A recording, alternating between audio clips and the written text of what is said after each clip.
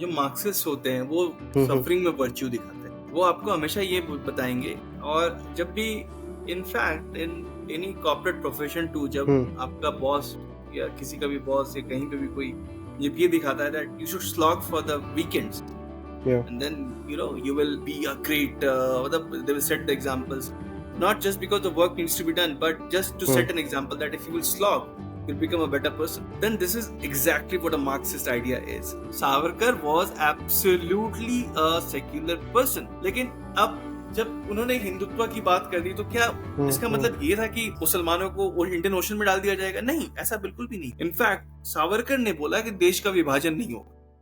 दोस्तों, आप सबका द आयरॉनिक शो पे बहुत बहुत स्वागत है। इस एपिसोड को शुरू करने से पहले मेरा एक छोटा सा रिक्वेस्ट है।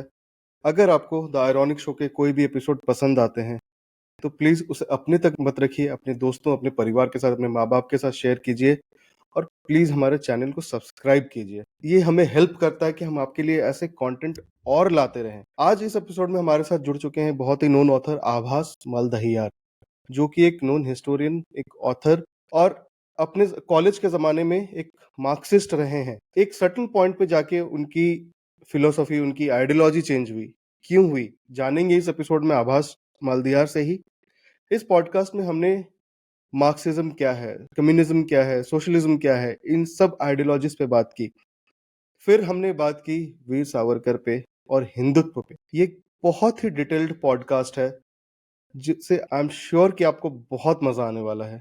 तो प्लीज इस एपिसोड को देखिए, सबसे शेयर कीजिए and keep following the ironic show. Here's giving you आभास मालदहियार on the Ironic Show.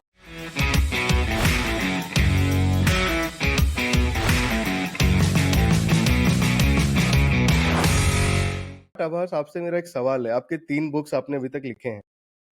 So is there a particular जो क्रोनोलॉजी है बुक की, the years in which they have been released, is it just coincidence या फिर कुछ correlation है कहीं पे, या फिर सितारे वैसे बैठ गए कि it so happened 2014 में पहला बुक आपका आया, 2019 and 2024.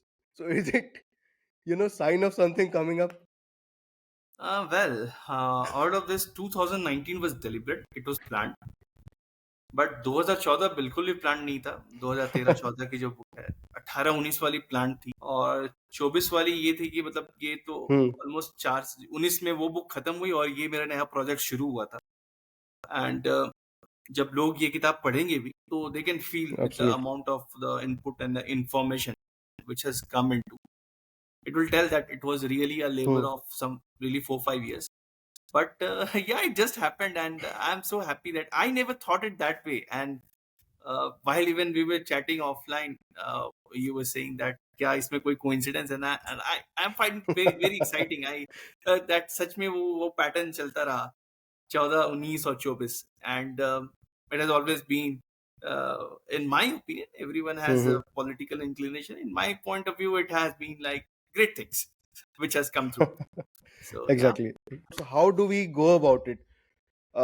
I was thinking let's start with your Marxism journey. I Okay. think that's a pretty interesting topic to start off with. क्योंकि Uh, आप एक मार्क्सिस्ट रहे हैं। Now your ideologies have changed and why and how it started. so because जैसे मुझे आपसे बात करते पता चला कि आप देवघर से हैं, मैं हजारीबाग से हूँ, राइट। तो हम लोगों को अपने इस पुराने बिहार, नए झारखंड या जो भी, बट यहाँ के पॉलिटिकल फेनोमेनन और यहाँ के लोगों की मानसिकता के बारे में पता है। राइट। एक एज पे जहाँ हम बहुत ही अपने ट्रेडिशंस को लेकर के कंजर्वेटिव भी रहते हैं, उसको टू द पॉइंट फॉलो करना है, whether it is about the marriage. शादियों में लोगों ने देखा होगा कि अगर 2 अलग रीजन की शादी हो रही है तो लड़की वाले अपने ट्रेडिशन को इम्पोज करना चाहेंगे और जो लड़के वाले हैं वो अपना, नहीं हमारे घर में तो ऐसा होता है, फूफा जी रूठ जाएंगे, और ये सब चलता रहता है। So we are bit too serious about our traditions, but right. At the same time ये भी था कि जो सोसाइटी है वो इतनी मिलजुल करके रही है डिफरेंट रिलीजन्स के साथ और डिफरेंट ट्रेडिशंस वालों के साथ, तो एक अलग तरह की हारमोनियस सोसाइटी बन करके आ गई थी। और ऐसे में ये होता है कि you get expose to a lot of other religious ideas too. जैसे वी सेलिब्रेटेड, और rather became the part of every other religions also too much. Okay. Hazaribagh में एक इलाका है वो गुरु गोविंद सिंह रोड कहलाता है. तो वो रीजन ऐसा है जहाँ पे गुरुद्वारा है और it's surrounded by the shops owned by the Sikhs. Right, there are a lot of shops. So we would see the instances of gurudwaras. It was almost like a daily thing because that's where the sports equipment was sold. And I was a cricketer and I played serious cricket. So okay. जो भी आपको हजारीबाग में एक particular location है जहाँ पे cricket के सारे इक्विपमेंट्स आपको मिल सकते थे, वो था एक Saluja book store in Hazaribagh. So मेरा आना जाना लगा रहता था. So I saw this.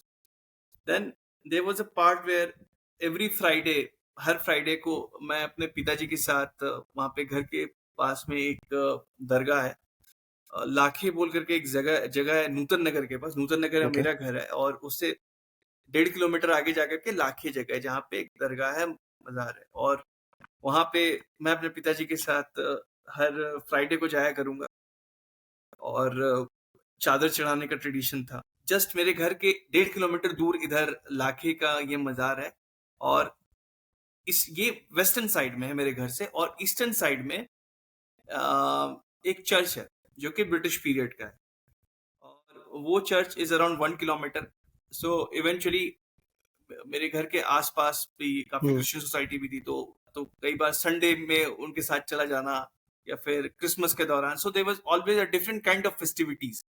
एक उर्स लगता था एक पर्टिकुलर पीरियड पे वो लाखे के मजार के पास. सो इन सब सिचुएशन के साथ मैं पल बढ़ रहा था. लेकिन कहीं ना कहीं हजारीबाग में एक और एंगल था, वो ये था कि जब रामनवमी आती थी तो वहां दंगे भड़क जाते थे. कुछ तो आपको राइट। घटनाएं या। होंगी और ये आप देवघर से हैं, तो आपको शायद ये पता होगा राइट। कि हाँ हाँ। हजारीबाग, रांची और गिरिडीह, ये इन 3 जगहों के रामनवमी बड़ी सेंसिटिव होती है, कुछ न कुछ हो जाता था. तो मुझे ये लगता था कि मैं तो आस-पास जाकर के रह रहा हूँ, मैं मज़ार में जाता हूँ, मैं गुरुद्वारा से मेरा इंटरैक्शन है, चर्च देख रहा हूँ. So I always felt that all the religions are same. और तो जो हो रहा है शायद हमारे पार्ट पे कोई गलती है, क्योंकि अगर जो हिंदूज हैं वो मेजॉरिटेरियन है, लाइक मेजॉरिटी हैं आप, तो जो कम है वो तो कभी प्रॉब्लम करेगा नहीं, क्योंकि जब आपकी शक्ति ज्यादा है तो वहीं से प्रॉब्लम. सो मैं अपने आप में गिल्ट में जीने लगा दैट कहीं ना कहीं ओके। एक ऐसा हो रहा है कि something wrong, why does it happen, ये दंगे क्यों भड़क रहे हैं. और ये बोलता था ये लोग ही रामनवमी के जो प्रोसेशन निकालते हैं उसमें तलवार लेके जाने की क्या जरूरत है, डंडे लेके जाने की क्या जरूरत है. राइट. सो एक अलग सी मानसिकता पनपने लगी. और हिंदू सोसाइटी इन जनरल ऐसी होती है कि इन प्रोफेशनल वर्ल्ड काफी सेक्युलर होती है. सेक्युलर का मतलब होता है कि आप रिलीजन का इंटरफेरेंस आपके नॉर्मल लाइफ में नहीं हो रहा है. सेक्युलरिज्म का मतलब ये नहीं कि रिलीजन को इक्वली ट्रीट करना. सेक्युलरिज्म का मतलब है church is out of the state. It means that आपका अगर प्रोफेशनल वर्ल्ड व्यू है उसमें रिलीजन मिक्सअप नहीं होने वाला है. अगर आप स्कूल जाएंगे तो उसमें आप कलावा नहीं पहनेंगे, आप तिलक नहीं लगाएंगे. This is secularisation. So Hindu society in general secularisation पे बहुत बिलीव करता है हजारीबाग में. और स्पेशली वो एंड ये वो दौर है, मैं 90s में, I am growing up in 90s. Right. Right. तो 90s का वो दौर है जस्ट हम इकोनॉमिक लिबरेशन से ऊपर आगे बढ़े हैं. अब हमारी इकोनॉमिक वर्ल्ड व्यू थोड़ी बदलनी शुरू हुई है. अब हम थोड़े ग्लोबलाइजेशन आ रहा है। Yes, we are markets open up हो रहे हैं. Yes, we are getting a Yes. Bit of money. Right. अब हमारे पास पैसे थोड़े ज्यादा हो रहे हैं कंपेयर टू हाँ. What it was. अब ऐसे में जब आप ग्रो कर रहे हो ना, तो religion is never a factor, culture is not a factor. और आपके लिए कई बार ऐसा हो जाता है कि आप ये सोचते हैं कि आप कहीं ना कहीं एक अपने आप को एलीट मानने लगते हैं. जब आपके पास एक्सेस ऑफ एजुकेशन है, आप देख रहे हैं कि चीजें अब बढ़ रही है. We have got landlines. Right. We have got bigger colour TVs and all, सब चीजें बदल रही हैं. तो आप अपने आप की पोजिशनिंग थोड़ी अलग करने लगते हैं. और उस पोजिशनिंग के चक्कर में आपका सेक्युलराइजेशन बहुत हाई लेवल पे हो जाता है. और इनफैक्ट मुझे अपने ट्रेडिशंस काफी प्रॉब्लमेटिक लगने लगे. मुझे ऐसा लगता था कि ये हवन, पूजा पाठ, ये सब बेकार की चीजें. क्योंकि मुझे अच्छा तो लगता था कि जब मुझे दादी रामचरितमानस की कहानियां सुनाती थी, हमेशा शाम में मैं दादी के पास बैठूंगा, दादी रामचरितमानस पढ़ेंगी और मैं रामचरितमानस को सुनूंगा. लेकिन फिर मैं सवाल करने लगा अपने आप से कि क्या ऐसा हो सकता है कि कोई ऐसा होगा जो उड़ करके चला जाएगा. मैं हनुमान जी की बात कर रहा हूँ. क्या कभी ऐसा हो सकता है कि उस तरह का सेतु बन सकता है जिसपे चल करके आपने क्रॉस कर लिया और वो सेतु का क्रिएशन। सो और ये जो एनसीईआरटी बुक्स हैं, जो साइंस की बुक्स हैं, वो आपको साइंस के एक पर्टिकुलर चैप्टर्स और हिस्ट्री ऑफ साइंस के बारे में बात करती थी, जो आपको ये बेस बनाती थी कि ये जो वेस्टर्न वर्ल्ड का जो इनलाइटमेंट आया, उसकी वजह से ही साइंस आया, और उसके पहले साइंस था ही नहीं, हर लोग बड़े राइट। इरेशनल थे। हाँ हाँ हाँ। तो मुझे ऐसा बिल्कुल लगने लगा कि ये जो हम बात कर रहे हैं, these are very irrational things, और in the quest to be rational मैं अपने हम्म ट्रेडिशंस को रिजेक्ट करने लगा अपने आप से। हम्म और I am very accidental architect too, क्योंकि हम्म एक बुक फेयर लगा था हजारीबाग में, बुक लिटरेचर फेस्टिवल्स ऑब्वियसली तो आज का फेनोमेन है, उसमें बुक फेयर हुआ करते थे। राइट। सो उस बुक फेयर में मैंने एक किताब देखी आर्किटेक्चर एजुकेशन के बारे में, और AIEEE बड़े बड़े अक्षरों में लिखा हुआ है। तो फिर मुझे लगा कि yes, there is a profession called architecture. उसके बारे में थोड़ा हम्म बहुत मैं जानकारी कलेक्ट करना शुरू किया। उसके मैंने प्रीफेस को पढ़े, तो आर्किटेक्चर में बताया गया कि हम बिल्डिंग बनाते हैं, ये वो। और तो I felt that building can't be made without the use of a science and the aesthetics. So I started to pursue and I got into the architecture school. और जब मैं आर्किटेक्चर स्कूल में घुसा, and then it was a very different world, because यहाँ पे ये बताया जाता था कि आपको सिर्फ इमेजिन करना है, you have to imagine beyond and beyond. और फ्रीडम ऑफ एक्सप्रेशन का प्रैक्टिकली जो सबसे ज्यादा इस्तेमाल होता है, वो आर्किटेक्चर स्कूल में होता है, because we really create using the right. Freedom of expression. हम वो चीज क्रिएट करते हैं जो पास्ट में एग्जिस्ट नहीं करता था, मतलब एग्जिस्ट एब्सोल्युटली। नहीं कर रहा, हाँ एंड यू आर हाँ जस्ट हाँ। Dreaming to create something and you bring it. अभी भी जब मैं देखता हूँ कि it is so fascinating to see something is a sketch, then it translates into hmm. some drawing onto your computer, then it's in a print form, and then you see that 30-40 story has, or whatever, has come through. It's a very terrific experience. और 3D models वगैरह तो आज के time पे आई है, पहले तो सारा कुछ स्केच पे ही दिखता था, then it was sketches, the architect's vision and the engineering team, engineering and architecture getting together to build that marvellous structure whatever it was. yes, अब है and कि it was, 3D मॉडल्स आपको दिख जाते हैं पहले से, you have a look and feel कि हाँ ये चीज दिखने वाली है। yes. So you made it, you still imagined. So आप जो भी हाँ। क्रिएट कर रहे हो, वो आपके खुद के इंटेलिजेंस से क्रिएट हो रहा है, चाहे आप फिजिकल मॉडल बना रहे हो या हम्म फिर पर्सपेक्टिव ड्राइंग्स बना रहे हो, it is all your imagination. But तो मोटा मोटा बोलने का मतलब ये है कि आप जो इमेजिन कर रहे हो, it hmm comes into being, and it gives you, it's a very fascinating feel. I can't even express that how one feels when you see your building coming up, which you had envisioned that वो ऐसा होगा और वो ऐसा होगा. So right. an architecture school में even it was more fascinating because आप इस facet से पहली बार interact कर रहे थे, that you have to create something.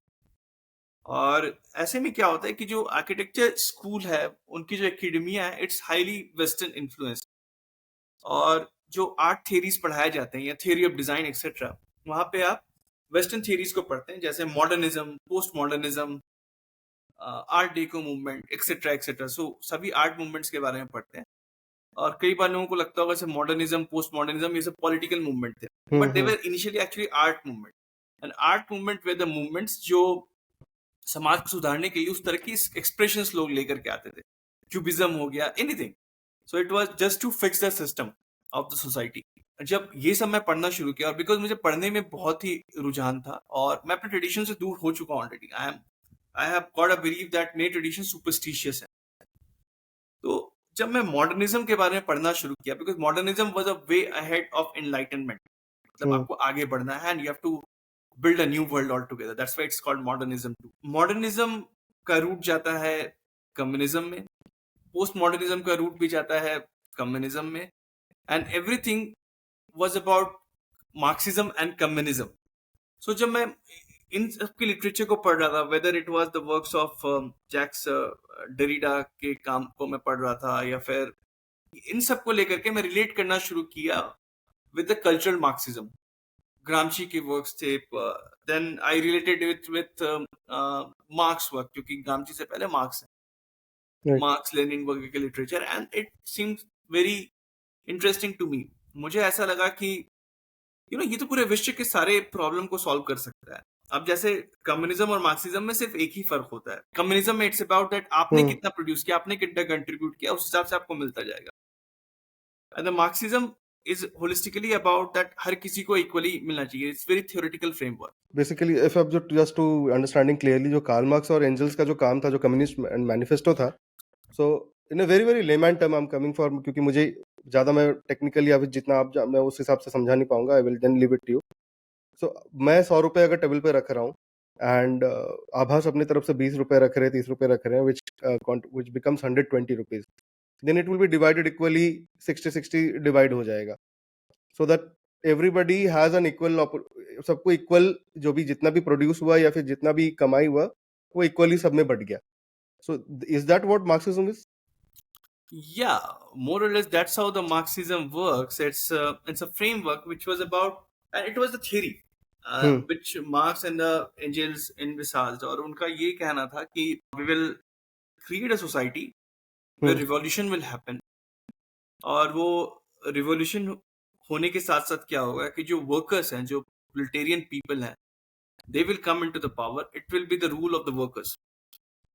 And they even went on to the stretch of saying that there will be the bloody revolution too, as in there will be a violent revolution. Violent will not be violent must come. Violence must come, because if you want to fight with the powerful, violence needs to come into the picture. And then came the idea of the communism and the socialism, or communism and socialism gave certain framework to it. In communism, the idea was that irrespective of आप क्या कर रहे हैं, क्या नहीं कर रहे हैं, so basically जितने भी goods जो produce हो रहे हैं, वो सबको equally मिल जाएगा according to the needs. आपकी जो भी जरूरत है उसके हिसाब से आपको आपके you will be distributed with the goods. All the resources will be given to you. But when it came to socialism, it was about आपने कितना आप जितना contribute करेंगे उतना आपको result मिलते जाएगा. Let's say how it was uses amount. That's why work was very emphasized. That's why the labor forces and all became very powerful there. और ये ड्रास्टिक, ये मोटा मोटा डिफरेंसेस आता है मार्क्सिज्म, कम्युनिज्म और सोशलिज्म के बीच में. Marxism is a framework where it talks about the revolution. Communism gives a more detailed practical approach to it, where it says that irrespective of who produces what produces, जो wealth exist कर रहा है सबको equally distribute हो जाना चाहिए. So it becomes more of a violent way to look at it at times. But क्योंकि there's no much emphasis on that how you work in communism. लेकिन in socialism there's emphasis that हर किसी को काम भी करना पड़ेगा. So what USSR did, there's a lot of forced labor and everything. A lot of things happened. While socialism will not take a things lot out of the capitalist, but communism will be targeting the capitalist. So ये broad differences आ जाता है इन तीन ideas को लेकर के. So socialist point of view में कहीं capitalist का कोई जगह नहीं रहता है. There is no place of a capitalist. It's just that they don't call themselves the capitalists who are leading it, but they are the people there. For example, example is Stalin ka, Mao ka. They will force people to produce and create, and the wealth will be created, and then we'll see that the more you work, आप जितना काम करोगे उतना हम आपको देते जाएंगे. But I will get the work done. This will be the thing. So work becomes a very important parameter that way. So basically एक working class हो गया और ये लोग ownership class हो गए. जी. Okay. So it, but largely all these ideas are very flawed. But ये तो मुझे बहुत बाद में realize हुआ. And so but coming back to how it started, I was very excited to know about these ideas. मुझे काफी वो एक्साइट करता था. ऐसा लगता था कि मैं तो रेवोल्यूशन लेके ही आ जाऊंगा. क्योंकि when you are say 17, 18, 19, 20, आपको लगता है कि आपसे बड़ा तो कोई क्रांतिकारी है ही नहीं. Right. You always feel about it, whether it's about the stupid college politics, whether it's about घर के आसपास कुछ घटना घट रही है, मोहल्ले में भी आप हीरो बन के आ जाएंगे, हम तो ये कर देंगे, हम वो कर देंगे. And you try to do all that kind of nonsense things too. And like that, this also follows. लेकिन एक अच्छी बात ये थी कि पूरे मेरे सिस्टम में I was very patriotic. मुझे उस वक्त भी अपने देश से बहुत प्यार था. और मुझे लगता था कि मार्क्सिज्म और कम्युनिज्म का इस्तेमाल करके मैं देश को लाइन पे लेकर के आ सकता हूँ. हमेशा से एक ये आग भी थी कि मुझे शायद आर्मी को भी सर्व करना है. I want to do something for the country. और ये जो कंट्री को सर्व करने की आग थी, और non directional approach which came through the Marxist ideas literature जो मेरे साथ आ रहे थे, उसने मुझे एक कम्युनिस्ट की तरह बना दिया, which was for the country. My hmm, communism और माई मार्क्सिज्म वॉज फॉर कंट्री. मुझे कुछ ऐसा नहीं था कि मुझे देश का नुकसान करना है या फिर मुझे बॉर्डर्स के, बिकॉज मैं इन नुआंसेस पे नहीं पहुंचा था कि मार्क्सिस्ट आगे क्या कर रहे हैं क्या नहीं कर रहे हैं. And so that's how it happened. And 2012 का दौर था जब अन्ना आंदोलन ने तूल पकड़ लिया था. Right, right. सो इस दौर में I think everyone contributed by their bit. हर किसी को लगा कि ये रेवोल्यूशन का पीरियड है. I was quite fascinated and I am in Bangalore now and I am and उसके बाद आम आदमी पार्टी बन करके आती है. आम आदमी पार्टी को मैं सपोर्ट कर रहा हूँ. मैंने अपनी सैलरी के 2 महीने के पैसे उनको डोनेट कर दिए, just thinking that Arvind Kejriwal is my मसीहा एंड व्हाट नॉट. बट मुझे ये लगा कि he is going to bring that socialist model. मतलब देश को वो रिवॉल्यूशन मिल जाएगा. और ये शायद वो हमारा रिवोल्यूशनरी मूवमेंट था जो बाकी के देशों में पहले हो चुका था कम्युनिज्म को लेकर के. मैं इसको हम्म, कम्युनिज्म से लिंक करने लगा. और I had no inclination to look BJP in good light, क्योंकि जो जैसा मैंने पहले भी फील किया था कि मेरे अंदर एक गिल्ट था कि जो दंगे भी होते हैं वो मेजोरिटी की वजह से होते हैं, और बीजेपी वाले सिर्फ रिलीजन का कार्ड खेलते हैं. बाबरी को गिरा दिया, ये किया, उन्होंने लाइफ में कुछ अच्छा किया नहीं है. और हिंदुत्व इज अ विट्रोलिक फोर्स. मतलब मुझे ऐसा महसूस होता था. तो बीजेपी तो मेरे लिए बिल्कुल भी एक ऑप्शन नहीं था. और मैं नरेंद्र मोदी से बहुत नफरत करता था. In fact I have called him hmm. Names many times. Or I hated him. I saw him as person responsible for the Gujarat riots of 2002. So here I was around 30 years, 12, no, not 30 years, 12 to 24 years, and I am into the part of a phase where I'm convinced that communism is the path ahead. And but there came an instance which transformed me, and that transformation, I'm glad that that incident happened and I got transformed. After your transformation, जब आप transform हुए, so how do you now look at, जैसे आपने पहले बोला कि you majority को आप देख रहे थे, जैसे एग्जाम्पल जब आपने बीजेपी का भी नाम लिया, right, that you looked at them responsible for the Babri मस्जिद डिमोलिशन और for that matter the Gujarat rights. So after your transformation from this Marxist ideology, now what do you think about what exactly is happening with this current government, and अभी कहाँ पे चीजें हैं? So basically, I will have to tell you I will have to relate it with my transformation story too, hmm, because that will give the whole clue that how it's related. So though I've spoken about it at multiple places, but still to so that people relate to it. right. So it was a normal study trip where I was teaching in architecture school in Nagpur, and I had taken the students to the caves of Ajanta and Ellora. And when we reached there, I was taken aback by the grandeur of the Ellora caves first, because the Kailasha temple जब मेरी आंखों के सामने आया, I was like, wow, what it is. Because of course I was aware about Kailasha temple, hmm, because मैं architecture का student था और हिस्ट्री ऑफ आर्किटेक्चर की पढ़ाई मैंने की थी. और हालांकि इंडियन आर्किटेक्चर के बारे में ज्यादा बात नहीं होती है. मतलब मैं थोड़ा yeah. सा हिंट दिया था शुरू में, but we talk more about the western, middle eastern. जब वर्नाक्युलर सिस्टम्स वगैरह की बात करेंगे हम्म, तो अरेबिया के कूलिंग टावर्स वगैरह, ये विंड टावर्स एक्सेट्रा, इन सब चीजों को लेकर के आते हैं. और आपको हमेशा ये फील करवाया जाता है कि जो आपका जो इंडिजिनस आर्किटेक्चर था, जो टेम्पल आर्किटेक्चर, उसमें कुछ साइंटिफिक कुछ था ही नहीं. They were just some beautiful structures hmm, and they had no science और लॉजिक और रैशनल बिहाइंड इट, जो जस्ट लोग बनाए थे. एंड उसके कंपैरिजन में जो वेस्ट के स्ट्रक्चर्स थे या फिर जो मिडिल ईस्टर्न वर्ल्ड के स्ट्रक्चर्स थे, दे वर वेरी साइंटिफिक. तो एक विद्यार्थी जिसके मन में साइंस को लेकर के बड़ा पैशन है, वो तो इंडियन आर्किटेक्चर से दूर होता ही जाएगा. सो कहीं ना कहीं ये भी एक कंट्रीब्यूशन था to further take me away from my indigenous root. okay. मंदिर वगैरह मुझे एक्साइट नहीं करते थे. लेकिन जब मैं एलोरा पहुंचा और कैलाशा टेम्पल देखा, इससे पहले मैंने कैलाशा टेम्पल का सिर्फ स्केच बनाया था अपने हिस्ट्री ऑफ आर्किटेक्चर में 10 मार्क्स लेने के लिए. और मुझे नहीं पता था कि व्हाट इट मींस. जब मैं वहां पहुंचा, I was taken aback by looking at the grander, the detail.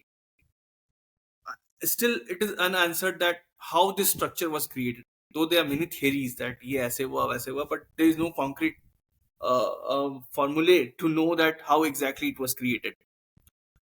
But फिर भी that was about grandeur and anything, I was still ठीक है, grandeur था, लोगों ने मेहनत किया होगा, कर लिया होगा, still there was no something. But अगले दिन हम लोग गए अजंता केव्स. और अजंता केव्स को जाना जाता है वहां के पेंटिंग्स के लिए. और वो पेंटिंग्स बुद्धिस्ट मॉन्क साधुओं ने किया था.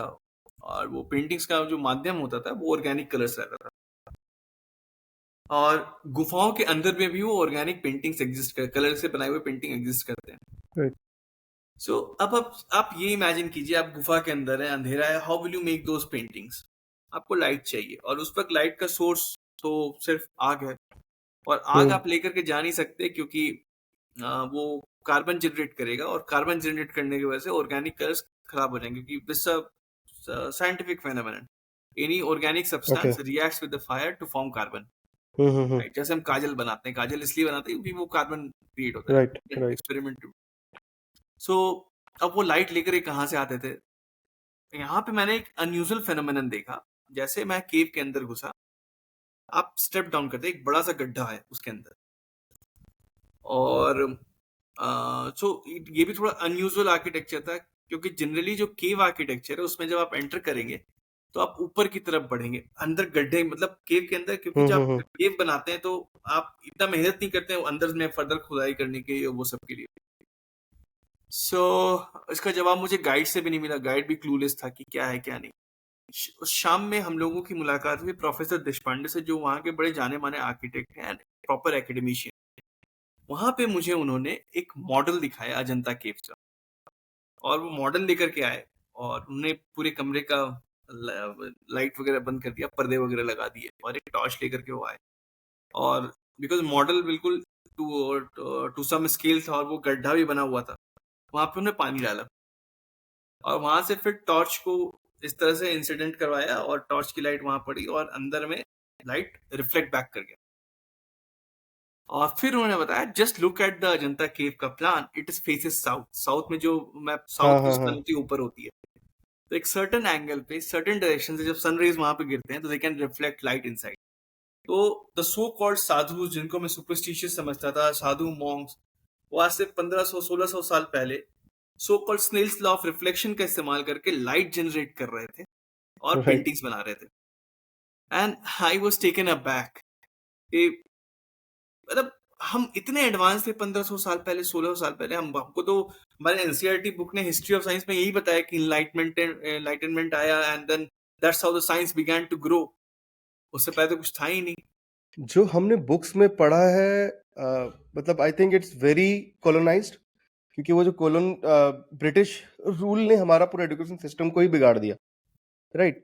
Now we only know about those things which were, कि इनको इतना ही जानने दो.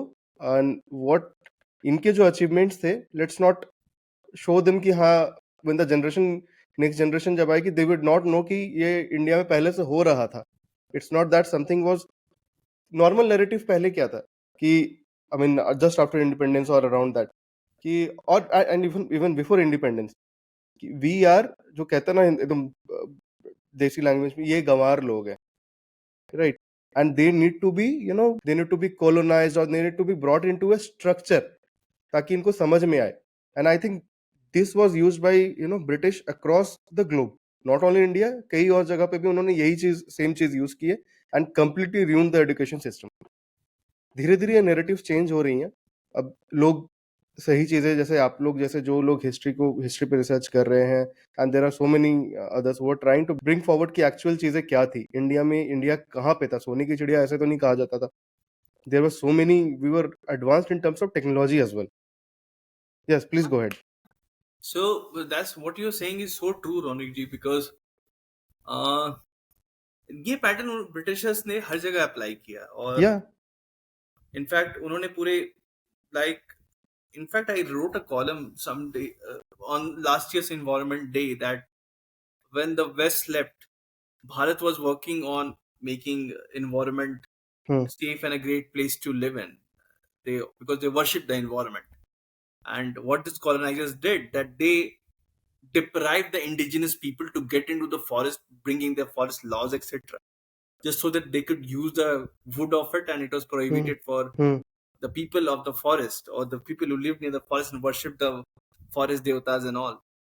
So they just did it, and today they come and they have audacity of saying that you know the climate change is happening, so the third world countries need to change their ways, how they you get what I'm trying to say. Yeah, yeah, So they have done it, they have done all the disasters, and somehow हमारे इतिहास को भी उन्होंने उस परिप्रेक्ष्य में ही दिखाने की कोशिश की है. absolutely. और it happened in Africa, it happened everywhere where they went, right?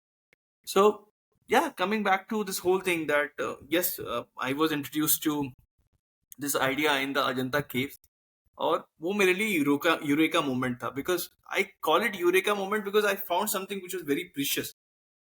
To know about my past, or to know about such a glorious tradition, is indeed a eureka moment for a person Right. like me, जो कि almost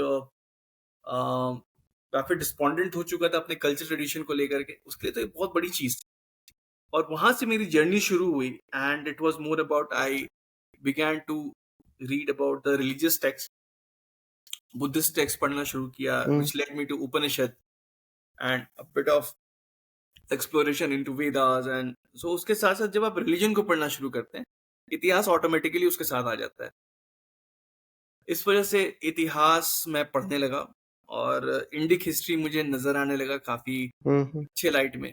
the history of science, science कैसे exist करता था, हमारी philosophies क्या थी, हमारे दर्शन क्या थे उन चीजों को लेकर के. It was very different than the west, and I was taken aback to learn that in fact a lot of Greek philosophers also were inspired by the Indic philosophers who followed the Vedantic philosophies. So ये सब चीजें जब मेरे सामने खुल करके आने लगी, and I could then realize that I was wrong, and this is the time to do the course correction.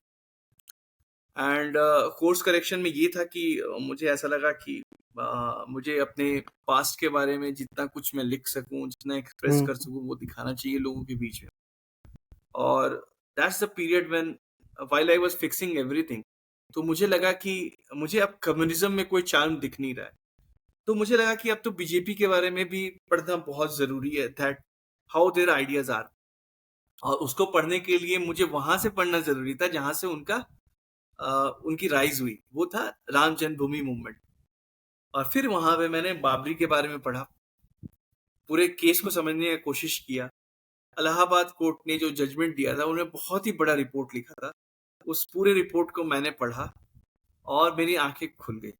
And this was a big change maker. और मुझे ऐसा लगा कि what BJP stands for is for country. What BJP आज जिस भी चीज के लिए खड़ी है, वो पूरे भारत के हित में है. और शायद इतनी भारत के हित में सोचने वाली पार्टी अभी तक हमारे देश में नहीं हुए. ये मैं मतलब मेरा ये पर्सनल कंक्लूजन था. It may very from others people point of view. मैंने फर्दर एक्सपेरिमेंट करने के लिए मैं शाखा के लोगों से के टच में आया. आरएसएस जब भी कॉन्ग्रेगेशंस करते तो that's where it's called as a shakha. Shakha लगाना मतलब हम उस कॉन्ग्रेगेशन को लेकर के आ रहे हैं, हम वहां पे उसकी बात करेंगे. और वहां पे बहुत सारी चीजें होती है. और व्हेन आई जॉइंड देयर, और उस समय ज्वाइन करने का यह प्रोसेस था कि आपको एक फॉर्म भरना है ऑनलाइन, और कोई ना कोई आपको व्हाट्सएप पे कांटेक्ट करेगा, and there will be some 2-3 pass sure, आपको गाइड करेंगे कैसे करना है. सो बैंगलोर में एक आईटी मिलन बोल करके लगता था. तो जिनसे मैं सबसे पहले टच में आया, उनका नाम था अभिषेक सिंह जी. वो जेपी नगर में रहते थे. वो उन्होंने मुझे बताना शुरू किया सब कुछ. वो मुझे संडे को आईटी मिलन में लेकर के गए, और वहां पे जाकर के मैंने देखना शुरू किया. तो वहां पे लोग चर्चा कर रहे हैं देश के हित में, वहां पे बौद्धिक हो रहा है. वहां पे लोग सुबह सुबह एक्सरसाइज वगैरह करते हैं, they do some physical activities etcetera. Right.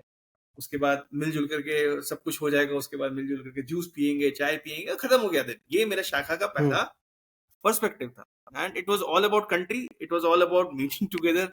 एक अच्छा टाइम स्पेंड करना है, पूरे वीक के बारे में आपके लाइफ में क्या चला. It was a proper socialization with added layer of thinking about country.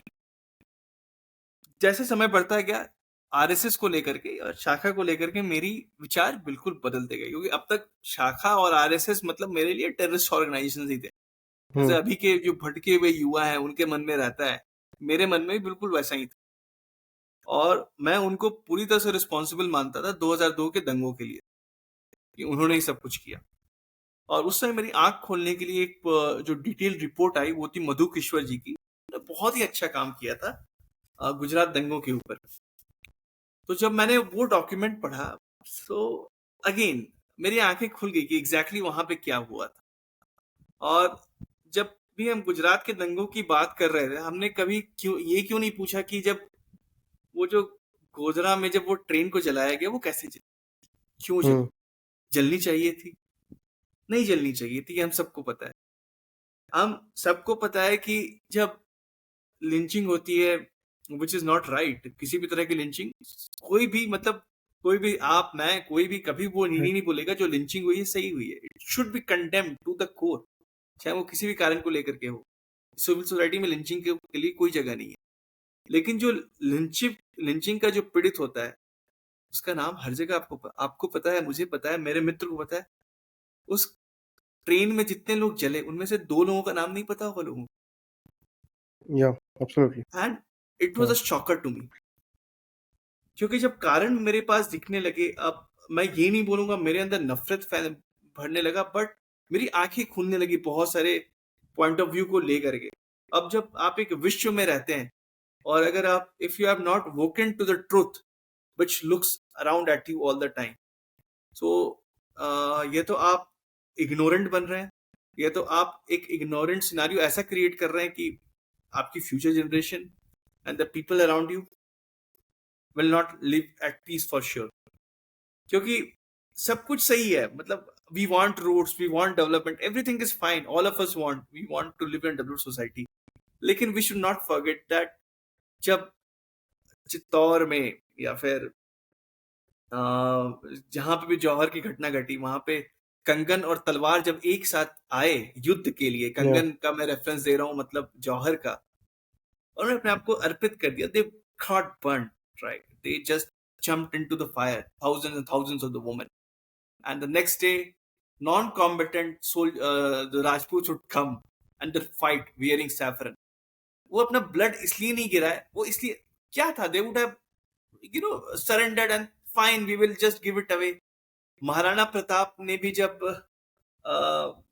वो जंगल में रहे, घास की रोटी खा रहे थे, तो क्या जरूरत था ये सब करने का, we would just become one of your servant. And वो आपके इस 26 किलोमीटर प्रतिदिन रोड के लिए तो नहीं, मतलब they had a bigger cause, they were really fighting for the civilisational causes. और वहां से मेरी आंखें खुलनी शुरू हुई that how the world view works और इतिहास कैसे एग्जिस्ट कर रहा है। तो बीजेपी को जानना मेरे लिए एक अलग पैनोरमा को खोलना शुरू कर दिया, क्योंकि आरएसएस के थिंकर्स के राइटिंग्स को मैं पढ़ रहा था, क्या उनके विचार हैं वगैरह को लेकर के। हिंदुत्व से मैं बिल्कुल एक्सपोज हो गया, आई कुछ अंडरस्टैंड व्हाट हिंदुत्व मींस। जो हिंदुत्व मेरे लिए एविलिश थॉट लग रहा था, वो मुझे लगा कि शायद हिंदुत्व ही विश्व को आगे के लिए सही डायरेक्शन में ले जाने का सही मार्ग है। और I M completely of an opinion right now, I am unabashed Modi supporter, though I was a Modi hater once upon a time, a big time Modi hater। And I do believe that BJP is certainly a party with that change quotient, जिसका इंतजार शायद पूरे भारत को बहुत लंबे समय से था, and they are delivering the change what people want। सो आपने अभी एक टर्म यूज किया हिंदुत्व, मैं उस पे आऊंगा, we will talk about it. But before that मेरा एक आपसे डिस्कस करना था मुझे, ये जो मार्क्सिस्ट या कम्युनिस्ट, नॉट मार्क्सिस्ट, ये जो कम्युनिस्ट थिंकिंग है, मेरे हिसाब से it still prevails in some parts, in some bits, and mostly inside JNU. I could be completely wrong, but the common narrative about JNU, and when I say common narrative, I do not intend to highlight each and every person in JNU, but there are some people within JNU who still have that communist thinking, right?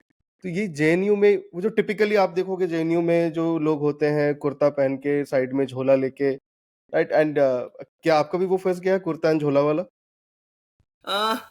See, and you're very true, because जो Marxist होते हैं वो हम्म। Suffering में virtue दिखाते हैं, okay. और ये पूरा वेस्टर्न कंस्ट्रक्ट है। हमारे इंडिक सिस्टम में कहीं पे भी सफरिंग को एज अ वर्च्यू नहीं दिखाया गया है।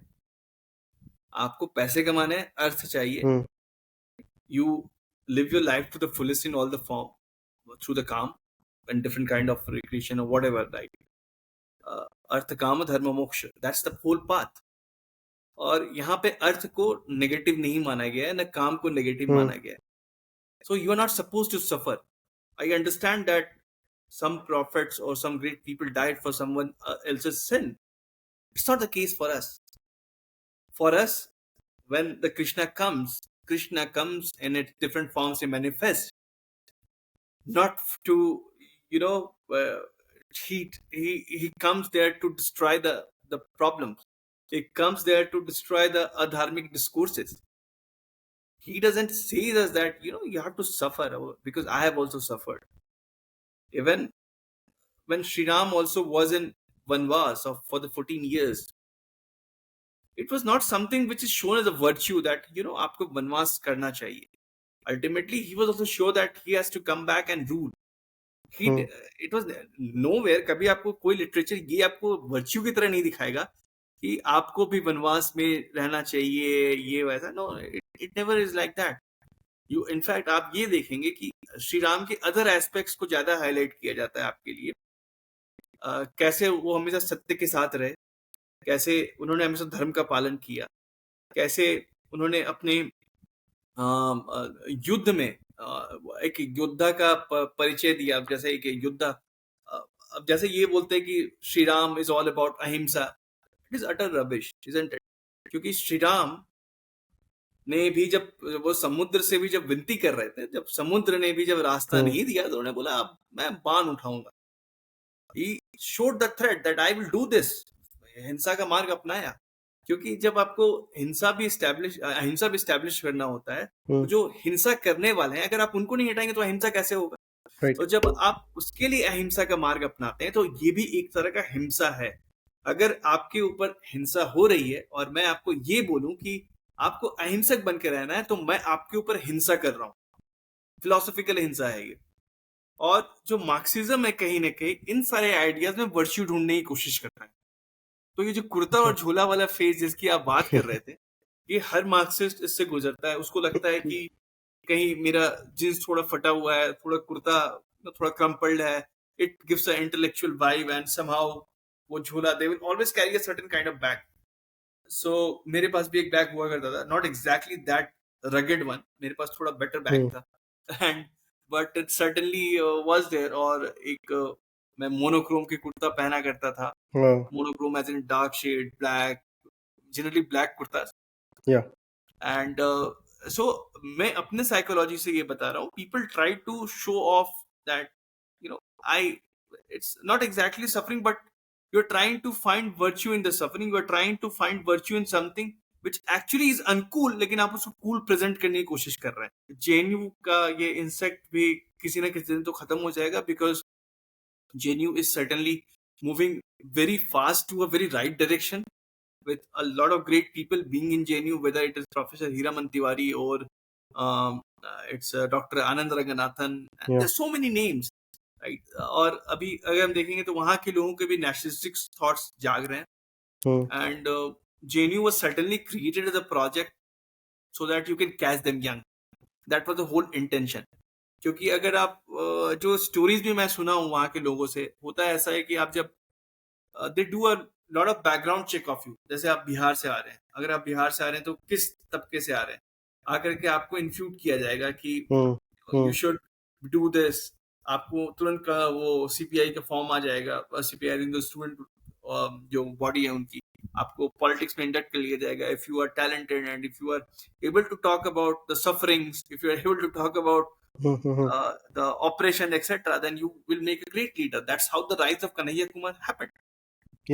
सर, तो अब थोड़ा मार्क्सिस्ट सोशलिस्ट से बाहर निकल के बात करते हैं हिंदुत्व की, जो आपने थोड़ी देर पहले ही रेफर किया. This Hindutva term came in 1892 by Chandranath Bose, if I am not wrong, right? And अभी जो सीन है, अभी थोड़ा सा अगर आप देखोगे इंटरनेट पे या फिर अक्रॉस अभी रिसेंटली मूवी आई थी वीर सावरकर जी की, विच रणदीप हुड्डा वाज, और मूवी को काफी प्रेज भी मिला। तो अचानक से मेन स्ट्रीम मीडिया में ये वीर सावरकर हो गए, एंड कुछ साल पहले एक नेताजी सुभाष चंद्र बोस, ये जो हीरोज थे, I am terming them as heroes, इनके बारे में हम ज्यादा बात करने लगे हैं, राइट? पहले जो नैरेटिव हुआ करता था, और अगर अब भी आप हिस्ट्री बुक्स उठा के देख लो, जब एटलीस्ट जब हम पढ़ रहे थे तब तक तो हिस्ट्री बुक्स में इन लोगों का हार्डली बेयरली 2-4 लाइन इनके बारे में, या एट द मैक्स शायद एक चैप्टर इनके बारे में कुछ होगा, राइट?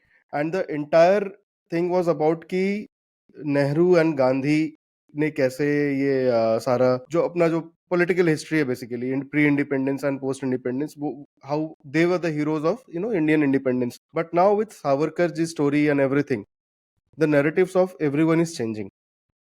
तो थोड़ा सा सर आप पहले हिंदुत्व के बारे में बताइए, what exactly Hindutva means, and then tell us about Veer Savarkar story and how he became the face of Hindutva in India. So,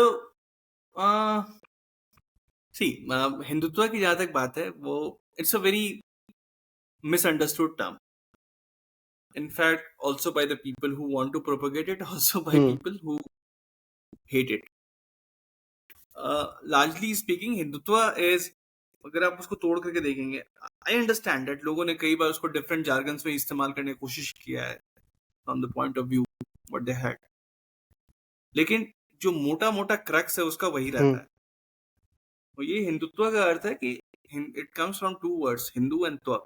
त्व जो है आपका प्रत्यय एंड और सफिक्स, और हिंदू इज द शब्द और the word.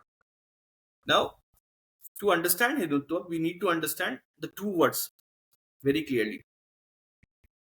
The term Hindu comes from one of the oldest reference of Hindu is found in Jain Avesta text, जो कि जोरास्ट्रियंस का टेक्स्ट था।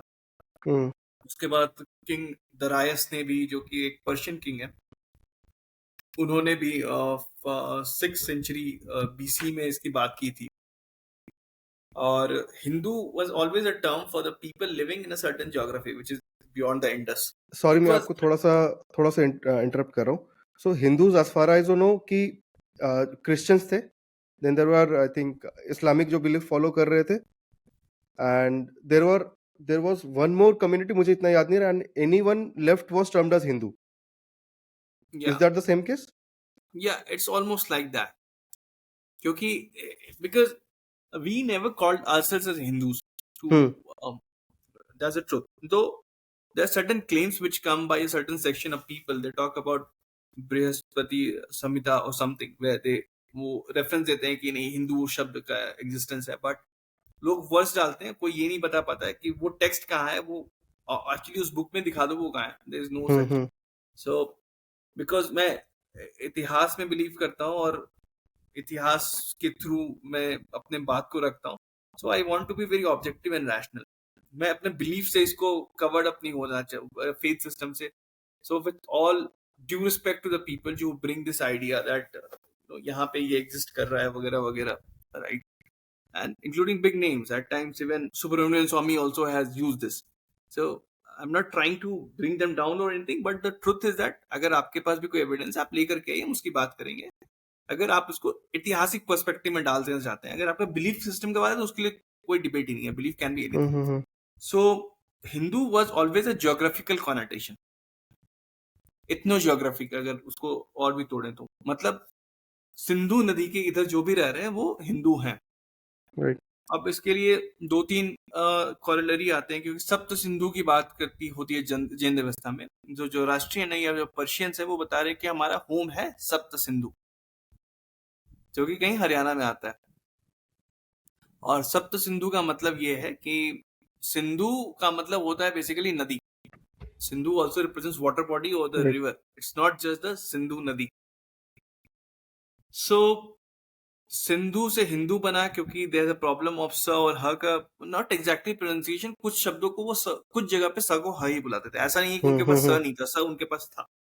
तो कई बार बहुत सारे इस्लामिस्ट इस चीज को ऐसे रिफ्यूट करेंगे कि वो तो स शब्द का इस्तेमाल करते ही थे, तो वो क्यों नहीं बोले ह शब्द का इस्तेमाल। ऐसा नहीं, कुछ पर्टिकुलर वर्ड के लिए आप स की जगह ह का यूज करते हैं। It also depends on your normal dictator या फिर कैसे आप नॉर्मल लिंगो में बात कर रहे हैं। सो उनके लिए ये सिंधु हिंदू बन जाता था। और उसके बाद जो ये लोग हैं जो इंडस के इस तरफ रह रहे हैं, वो एक सर्टेन प्रैक्टिस फॉलो करते हैं। They have a certain way to look at cultural system. उसमें से एक सिस्टम, दो तीन सिस्टम जो कॉमन थे वो थे कि they followed a certain book, they were the वैदिक पीपल। वैदिक पीपल का अर्थ है वो ऋग्वेदा को फॉलो कर रहे हैं। और इस किताब में उन्होंने बहुत सारे ऑब्जर्वेशन डाले हैं, और these were the people who observe the cyclic nature of the world in general. Hmm. अब सन भी एक साइक्लिक पाथ में चलता है। सन मून मून का वो देख रहे हैं कि मून की वजह से सब कुछ साइक्लिक लग रहा है। मून एक सर्टेन पीरियड पे ऐसा रहता है, फिर वो थोड़ा बड़ा होता है, फिर suddenly it vans out and suddenly it comes out in a way. These are day and a night. It's all goes in a circle. Like even they observed it in the female too, that everything goes in a circle. Right. So they saw circle as the ultimate virtue of the nature. Circular framework में सब कुछ exist करता है। तो उन्होंने इस तरह से समय को भी एक सर्कुलर फ्रेमवर्क में इन्होंने देखना शुरू कर दिया, that what ever goes it will come back, it will repeat. और जब ये बात होती है कि जब मैनिफेस्टेशन होता है या फिर समय चलता रहता है, फिर से ये वापस होकर के कई बार उसको लोग सोचते हैं कि ये साइंटिफिक नहीं है, या फिर but even in the scientific point of view कई बार ये देखा जा रहा है कि बहुत बड़े साइंटिस्ट भी अब ये बात कर रहे हैं कि what exactly is happening today would have occurred even millions billions of years back. ये हो सकता है, it can repeat in the cycle. We never know that what is the intelligent arrangement in the system.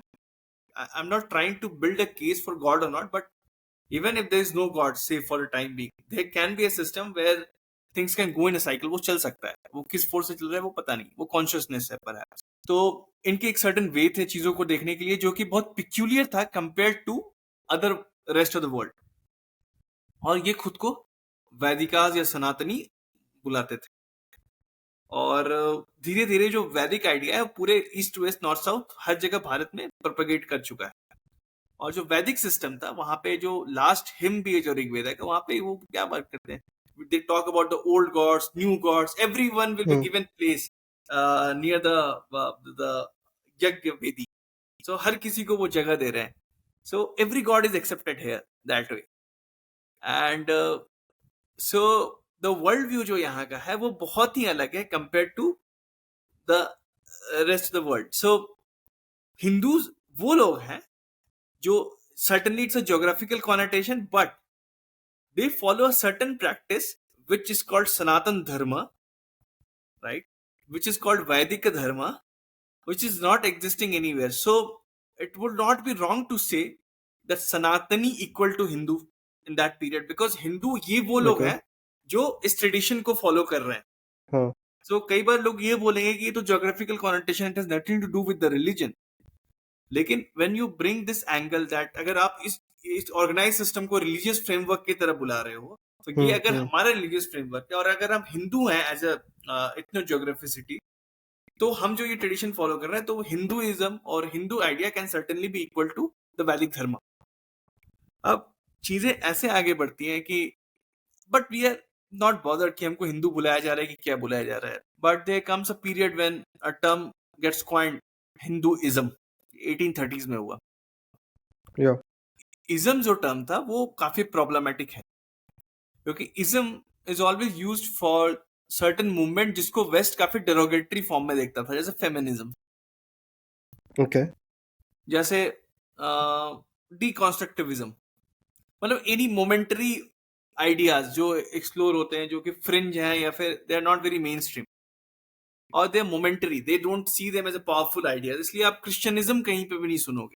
और जो भी isms होता है वो एक सिंगुलर आइडिया पे बेस होता है। मतलब जब मॉडर्निज्म की बात कर रहे हैं तो मॉडर्निज्म में आप डीकंस्ट्रक्टिविज्म का फ्यूजन लेकर नहीं आ सकते हो, डीकंस्ट्रक्टिविज्म में मॉडर्निज्म नहीं लेके आ सकते हो। It's very unidirectional idea. In the contrast, let's for the sake of argument, we are Hindus and we follow Hinduism. Hinduism is so diverse, आपके घर में जो ट्रेडिशन हो रहा है वो मेरे घर में नहीं होगा, मेरे जो कुल देवता देवी है आपकी कुल देवता देवी नहीं होगी, तो इसलिए आपकी जो कुल देवता और देवी की पूजा है वो बहुत अलग होगी, मेरी बिल्कुल अलग होगी। We are not following unidirectional paths. Geographies के हिसाब से भी ट्रेडिशन चेंज होते हैं।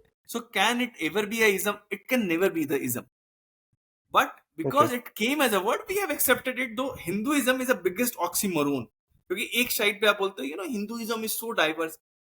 Any ism cannot be diverse because it talks about unidirectional ideas, right? But we have to accept this word. लेकिन in the contrast, जब हम त्वा ऐड करते हैं किसी भी शब्द के साथ, तो it start making a lot of sense. त्वा का मतलब होता है the very nature of that thing. Like Hindi English में वर्ड होगा rich के साथ जब ness ऐड करते हैं, ness is almost equal to त्वा, richness, your state of being Okay. the rich. When you say that मातृत्व, मातृत्व का मतलब है to get to be in the state of being a mother. स्त्रीत्व, नारीत्व, right? तो जब हम त्वा ऐड कर रहे हैं, that is becoming the nature that you inherit, जो आपका Yes. नेचर है, ट्रू नेचर Yes. है। And Yes. Then when we are adding ism, it becomes a philosophy and हाँ, one it's a directional philosophy. unidirectional, and we are not unidirectional people. हाँ। Maybe Okay. that it would be at times right to say Buddhism शायद ये work कर सकता है, Jainism शायद work कर सकता है, Shaivism शायद वर्क कर सकता है, because you have got a set direction, एक path. But when you say Hinduism, it doesn't sits in a broader framework. And again इसमें और भी nuances है. Perhaps Buddhism भी बोलना गलत होगा कि Buddhism के अंदर भी बहुत diversity है. There are Okay. various other paths and different schools in Buddhism too. So happens in Jainism. So happens in Shaivism, Vaishnavism, everywhere. So ism is not a very appropriate word. तो perhaps जो हमारे colonial masters थे उनको शायद अपने भाषा के बारे में या तो ज्ञान नहीं था या तो हमारे ट्रेडिशन के बारे में ज्ञान नहीं था. Either of the two accident has happened. या तो Right. उनको भाषा का समझ नहीं था या हमारे ट्रेडिशन का समझ नहीं था. Of course later is more appropriate, but just for the sake of argument I say that. तो त्वर का मतलब होता है कि आप एक ऐसे स्टेट में चले जाते हैं जहां पे आप उसमें उसको इनहेरिट कर रहे हैं. Hinduness, Hindutva means that in the state of being a Hindu. It is as simple as that. और इसी वजह से लोग इसको कई बार अलग अलग आइडिया से एक्सप्रेस करने की शुरुआत की. सो पहले जो मैं रिसर्च था अबाउट हिंदुत्व, जो पहला मुझे सोर्सेज मिला था उसमें चंद्रनाथ बसु के काम को मैंने रेफर किया था 1892, where he wrote the treatise on Hindutva. तो उनका जो हिंदुत्व था, it was more about the traditional value, the rituals. And nothing to do with the religion part of it, जो हम हिंदू और वो हिंदुइज्म बोल रहे हैं, नहीं, रिलीजन से उनका कोई ज्यादा मतलब नहीं था। इनका ज्यादा रिलीजन को लेकर के रिचुअल्स, कर्म कांड पूरी तरह से Okay. कि कैसे कर्म होंगे, कैसे रिचुअल्स फॉलो होंगे. You have Okay. to be very traditionalist उनके हिंदुत्व के हिसाब से. तो उन्होंने स्टेट ऑफ बीइंग हिंदू देखा 1892 में as a idea that traditions are very important, ritual are very important, right? That's how he saw it, कि how you can be in a state of being a Hindu. If we go back a bit, I found a new document also because in Banking Chandra के literature में आनंद मठ में भी हिंदुत्व का जिक्र है, Okay. which is a bit earlier than Chandranath Basu. तो वहां पे भी उन्होंने हिंदुत्व का जो आइडिया दिया, it is again about fighting against the enemies, or rather realizing that you have to stand for your Hindu ethos.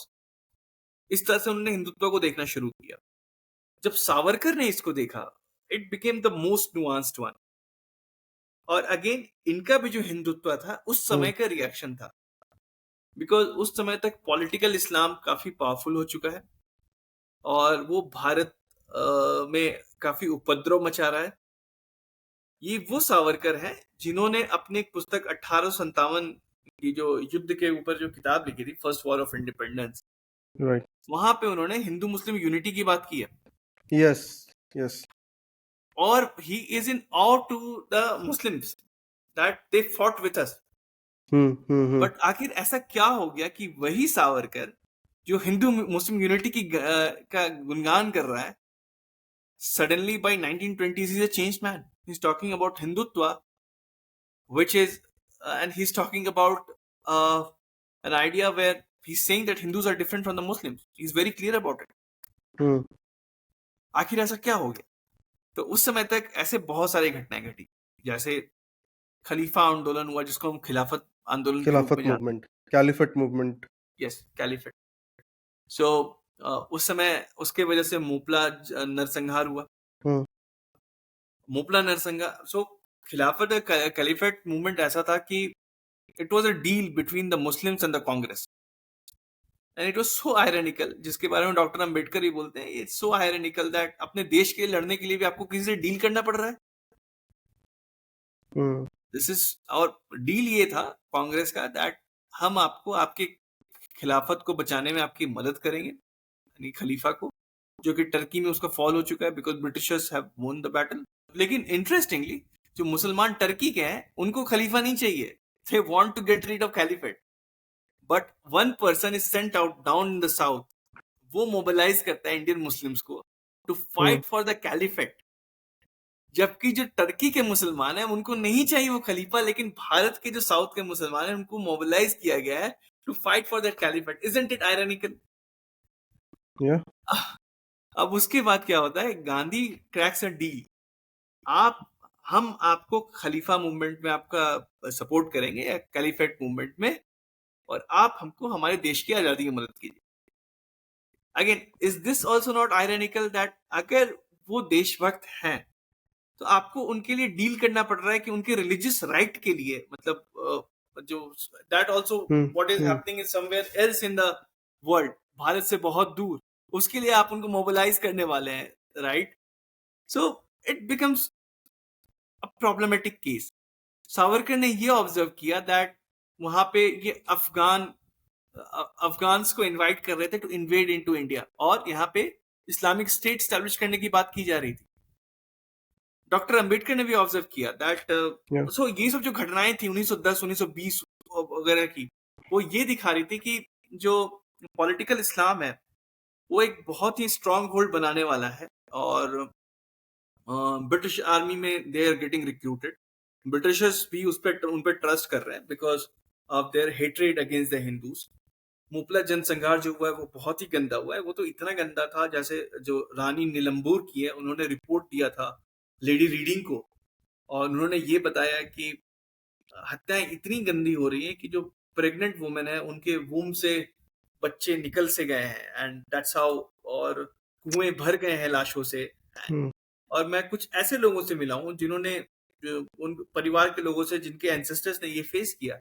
घटनाएं ऐसी भी हैं कि जो लोग कन्वर्ट करने को तैयार नहीं होते थे उनको उबलते पानी में डाल दिया जाता था, और जैसे यू विल उनके स्किन को एक पील कर करके, hmm so they have faced, have done all the worst kind hmm of thing. और ये सारी चीज अंबेडकर और सावरकर जैसे लोग ऑब्जर्व कर रहे थे। सॉरी, मैं आपको बीच में थोड़ा सा इंटरप्ट कर रहा हूँ क्योंकि थोड़ा पर्सपेक्टिव क्लियर जी। करने के लिए। इस ये वही टाइम था जब ब्रिटिश जो सरकार उस टाइम यहाँ पे थी, उन्होंने मार्शियन थ्योरी जो उनका था, उन्होंने पश्तून्स और जो नॉर्थ में हमारी बटालियन थी, जो इंडियन सोल्जर्स थे, उनको बोला कि ये they are the higher race, and फिर जो बाकी के जो मतलब टुवर्ड्स ईस्टर्न इंडिया, जो सदर्न इंडिया, उनको बोल दिया कि ये थोड़े नीचे वाले लोग हैं। And I think they did the same with same across the globe. Ireland वगैरह में भी सेम उन्होंने वही चीज किया था, ये थ्योरी अप्लाई की थी। एंड जो हम बाद में कहते हैं डिवाइड एंड रूल वाला जो पॉलिसी बेसिकली। या दैट्स ट्रू। और अब देखिए, अब इसके लिए हम लोग कई बार क्या करते हैं, बिल्ली हमारे लिए ब्रिटिश हो जाते हैं, हम उनकी गली में घंटी बांध देते हैं। हम्म बट लोग इतने गलीबल नहीं होते कि आप उनको बोल दीजिए आपको ये करना है आप कर देंगे, अगर आपके मन में ये मंशा नहीं है। हम्म सो इसके लिए मैं दो लिटरेचर पॉइंट आउट करूंगा। एक बुक है जो बुक लिटरेचर है जो सर सैयद हम्म अहमद खान ने लिखा था, और जो अलीगढ़ यूनिवर्सिटी के फाउंडर थे।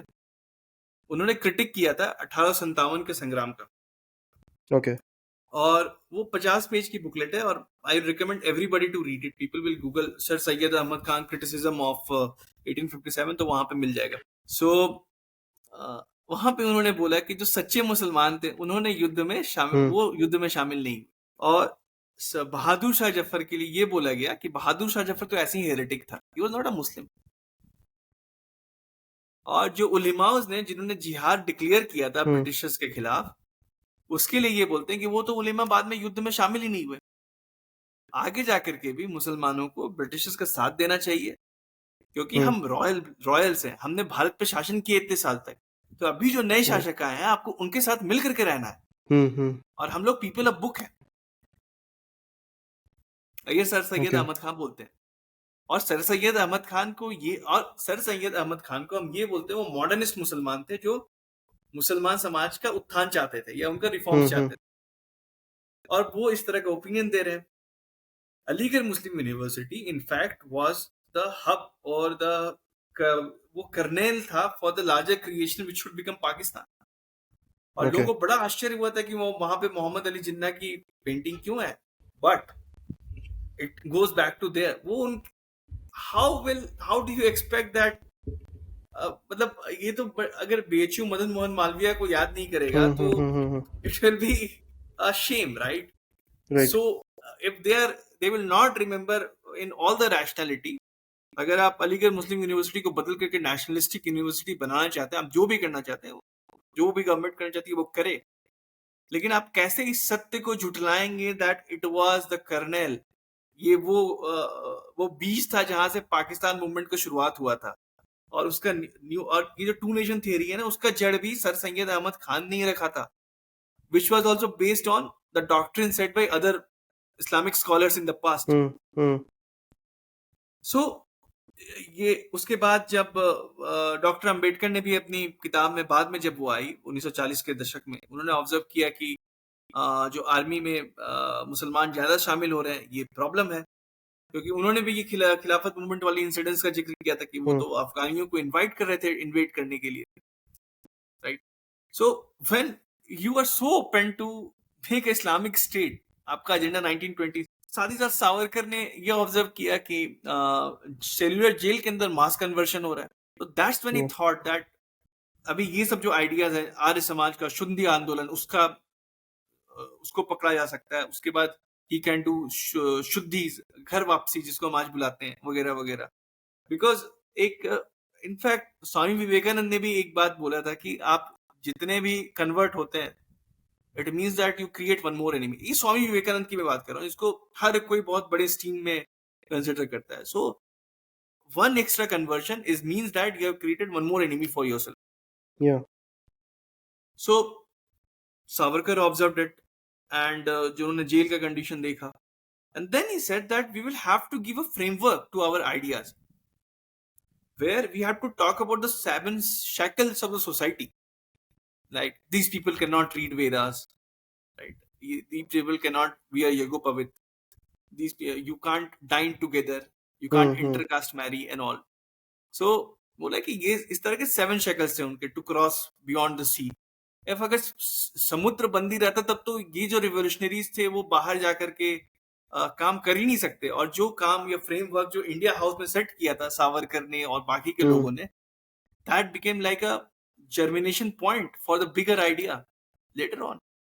सो समुद्रबंदी के खिलाफ बात किया. सो उन्होंने इनफैक्ट ये बोला कि हिंदुओं को साथ होकर के आना पड़ेगा, और हिंदुओं को साथ होकर के आना पड़ेगा beyond the lines of the cast.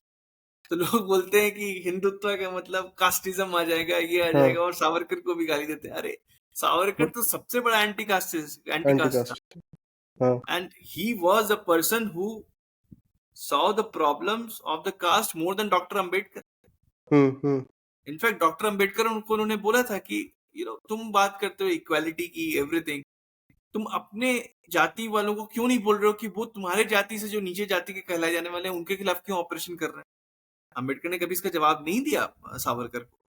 लेकिन what I am trying two point it out that Savarkar जितने सॉर्टेड थे ये सब आइडियाज को लेकर के, अगेंस्ट द कास्ट आपको रहना है, हिंदू सोसाइटी को यूनाइट करना है, because every other society is United, right?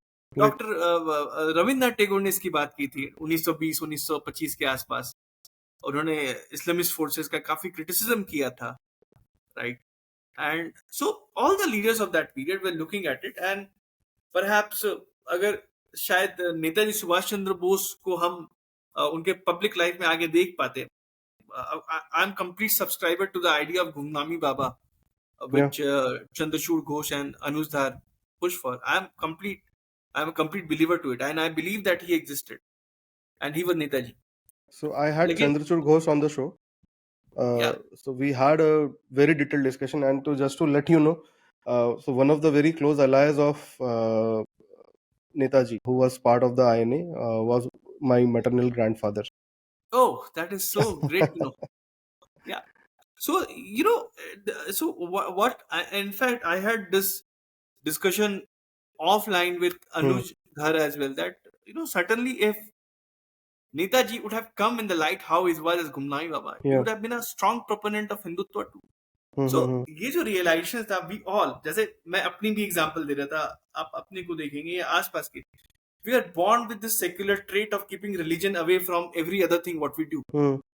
yes. लेकिन the moment we see that the reality check जब हमको मिलता है, that's when we all wake up. And that happened with Savarkar too. Savarkar was absolutely a secular person. लेकिन अब जब उन्होंने हिंदुत्व की बात कर दी तो क्या इसका मतलब ये था कि मुसलमानों को इंडियन ओशन में डाल दिया जाएगा? नहीं, ऐसा बिल्कुल भी नहीं। इनफैक्ट सावरकर ने बोला कि देश का विभाजन नहीं होगा, जिस बात पे डॉक्टर अंबेडकर ने उनका क्रिटिसिज्म किया कि क्या बोल रहे हैं Savarkar, how it is a mad preposition. Ambedkar wanted 100% exchange of population. Savarkar said that मैं मानता हूं कि दो राष्ट्र एग्जिस्ट करते हैं, लेकिन ये दो राष्ट्र एक ही राष्ट्र के अंदर रहेंगे। They can not be a partition, partition नहीं होगा बात। और इनफैक्ट जब हिंदू महासभा ने कॉन्स्टिट्यूशन बनाया, जिसको फ्री हिंदुस्तान डॉक्यूमेंट भी बुलाते हैं, तो उस that document is way more secular than our current constitution.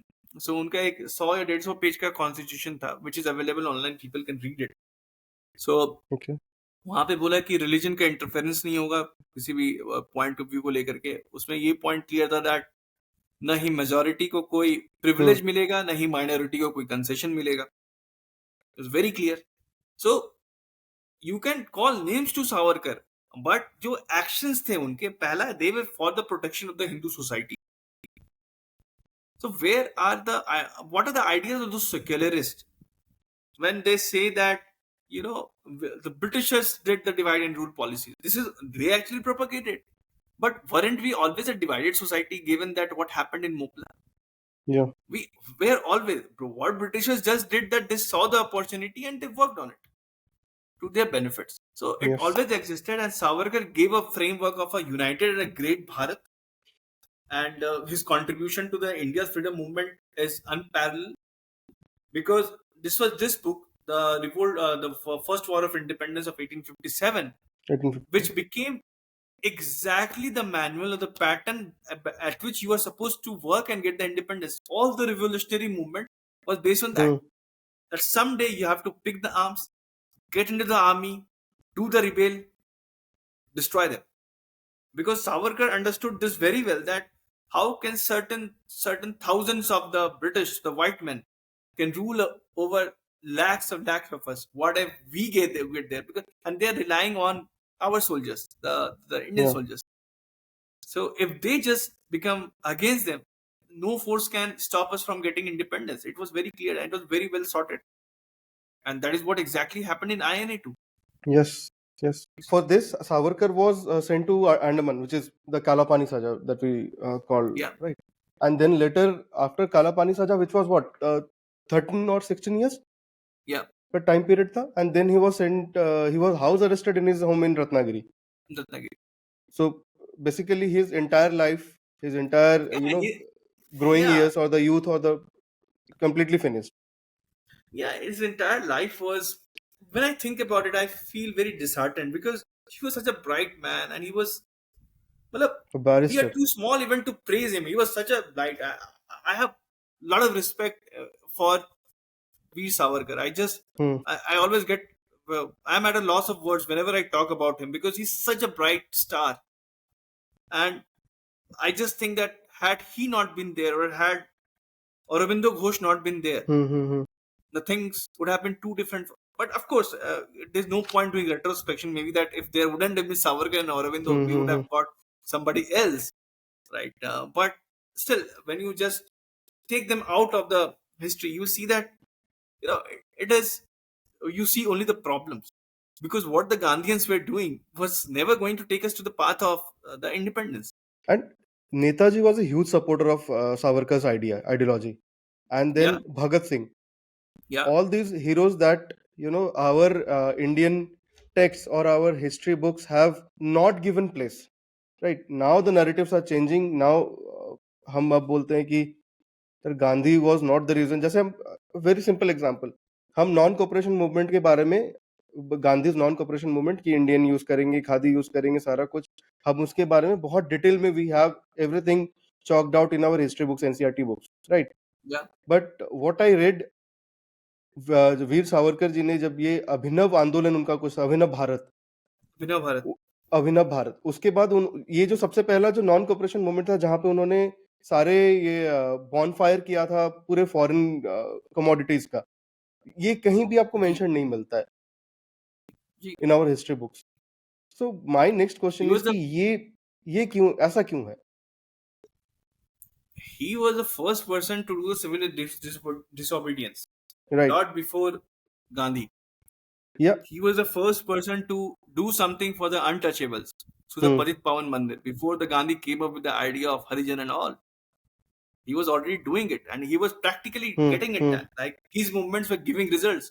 Gandhi's movements were giving no results. That's the reason why, in fact, Dr. Ambedkar saw a friend in saw a friend in Savarkar, but he hmm. saw enemy in Gandhi, because for him Gandhi was more the talker, and his path was not for the kind of liberation what the untouchables want.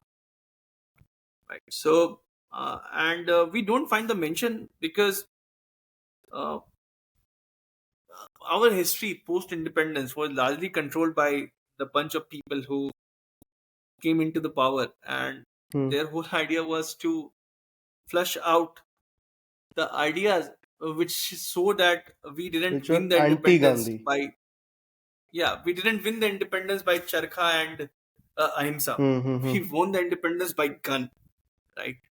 And और उसके साथ साथ एक बहुत ही important angle था Hindu nationalism का.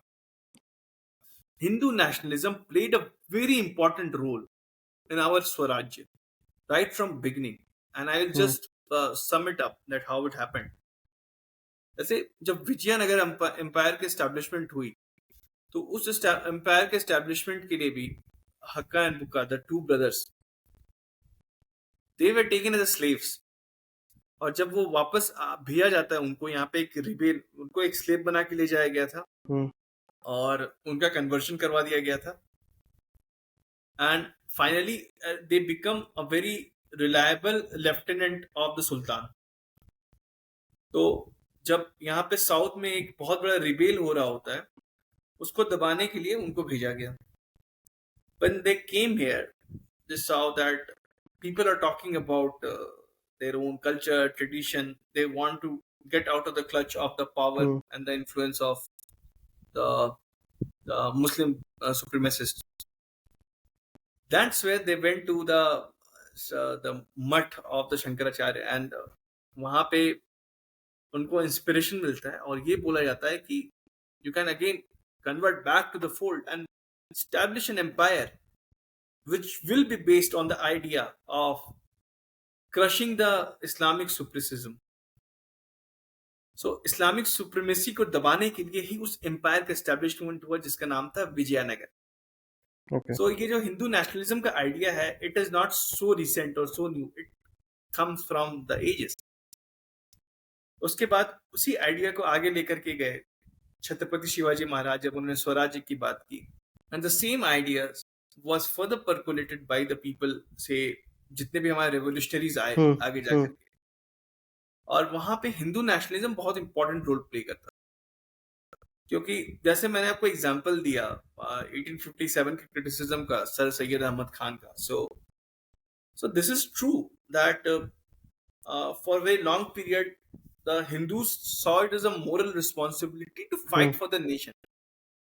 क्योंकि जहां पूरी विश्व ज्यादा से ज्यादा धरती से प्यार करती है, हम अपनी धरती को माँ के समान पूजा करते हैं उससे. तो that is imbibed into us right from beginning.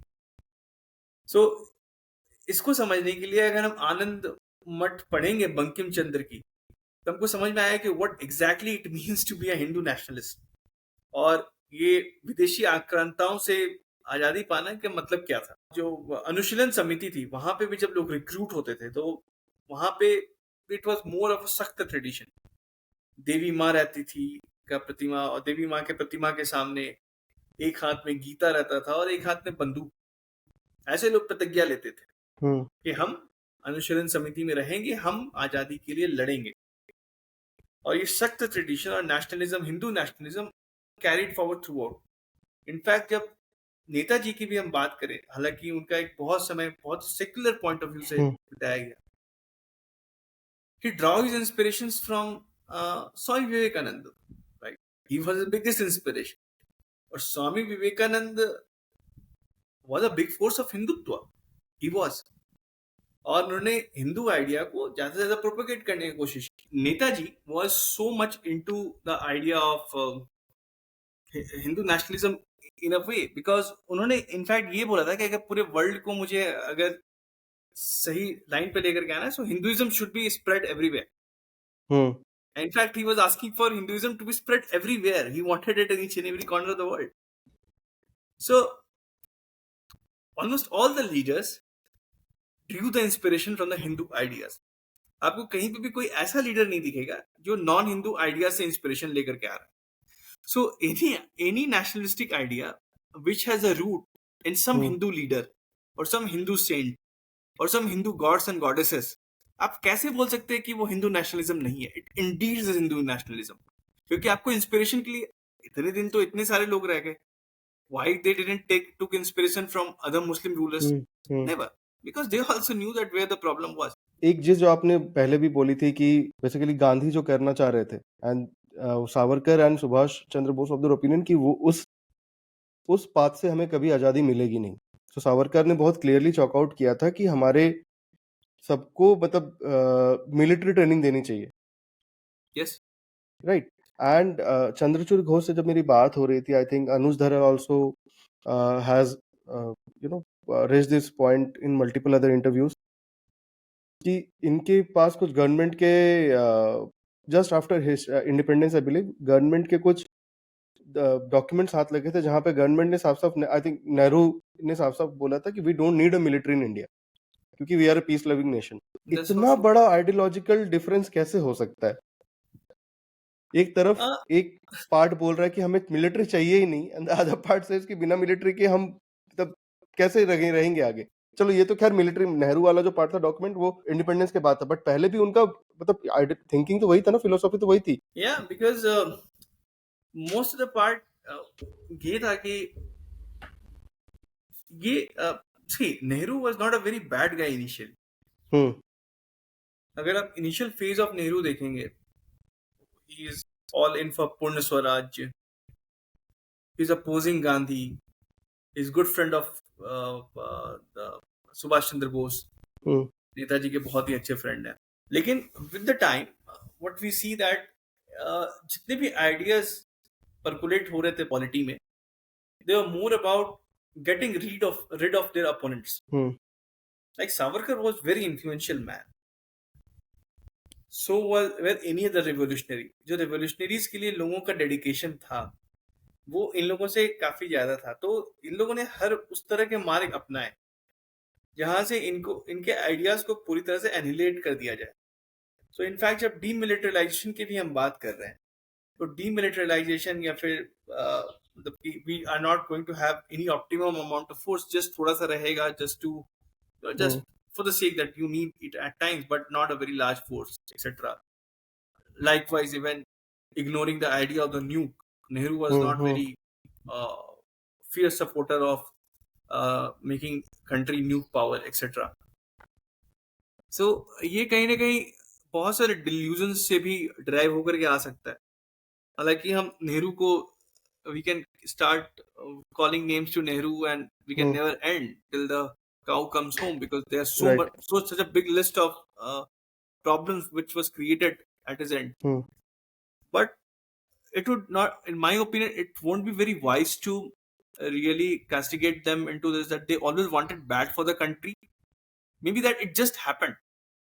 They came across some ideas which were not good for the country, which did happen. Like they were aligning so much with the communist ideas, and suddenly China was happening to become our good friend. And so was USSR. And we always felt that because we have some very good friends in and around, including say Pakistan, or because after what happened in 1948 in Pakistan, Nehru was also not very. He never feared Pakistan to that extent. He was never anticipating what would Hmm. happen after his death in 1965. He was not. In fact, also was the case that China was certainly never seen as a threat. Hmm. In fact, they were seen as a very good friends. और जब नेहरू को अपराइज भी किया गया था about what China is doing, so and this is revealed in the CIA document, उनके dossier में काफी clearly mentioned है that नेहरू ने बोला कि अभी बिकॉज विंटर्स हैं so we can't go and check, जब विंटर्स खत्म हो जाएंगे then will go and check, but till the time winters got away China has already done the damage. Right. So they were very reluctant to even act. So it was certainly about the idea to keep this notion away that we are the people who support any kind of violence, or we are the pujari of Satya Ahimsa, Hmm. and we are the pujari of Gandhiji. It's a Gandhian state, right? And in fact, Nehru had a lot of disagreement with Gandhi, but post the death of Gandhi, if anybody who has built the ideas of Gandhi the most, then it was Nehru Hmm. or the Congress party. So I personally believe that these were the reasons which made them take those nasty steps or think of ideating such nasty positions. Otherwise, it won't have ever happened. So मुझे ये एक मतलब जब मैं research कर रहा था, इस पॉडकास्ट की तैयारी भी कर रहा था, then I came across a thing कि Savarkar ji had already you know उन्होंने पहले ही फोर्स ही किया था, जो आपने पहले पॉइंट उठाया था कि वो नहीं चाहता था कि दो नेशन बने, it should B one nation, and Ambedkar was वो उसमें समझ नहीं पा रहे थे कि why is he asking for one nation. उन्होंने पहले बोला था अगर दो नेशन क्रिएट हुए देन जो भी पाकिस्तान है वो अटैक करेगा ही करेगा हमारे ऊपर.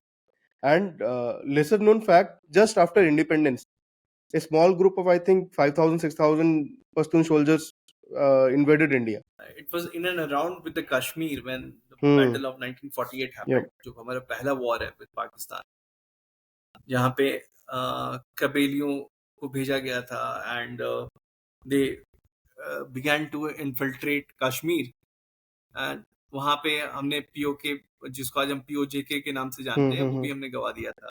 And Nehru was not anticipating that something like that is going to happen. And जब वो कश्मीर को भी डील कर रहे थे, the deal was like we will get it done, we'll get it sorted. And it was, but there was not so much fire. In fact, from Sardar Patel side as well, in the initial days there were not so much of push to get it done. लेकिन जब ये पाकिस्तान ने अपना intention दिखाना शुरू किया and they started sending their troops in the Kabylia, they started raping, killing, and the villages, it just kept surmounting. That's when we got the reality check that something needs to be done. And of course, we sent out the army and we defeated them in the battle. But still, I won't say that it gave us a reality check. Because, in fact, till the battle with the China, we were a very reluctant nation in terms of the arms, artilleries, and militarization. We were not too much keen to militarize ourselves because we never saw the threats coming in there. And to talk about Veer Savarkar, he was one of the most visionary man who lived in his time, because he not only saw his enemies while he wrote the beautiful of the poems, the best of the literature, what people would create.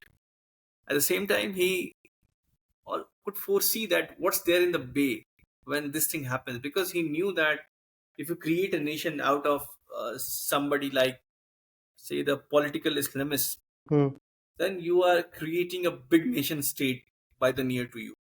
And if you're going to have a state, and if those Islamists are there, then you can always have the law and order in your control. You can't control the law and order or how the policy will be of Pakistan, but you can always control what will the policy in the madrasa per se.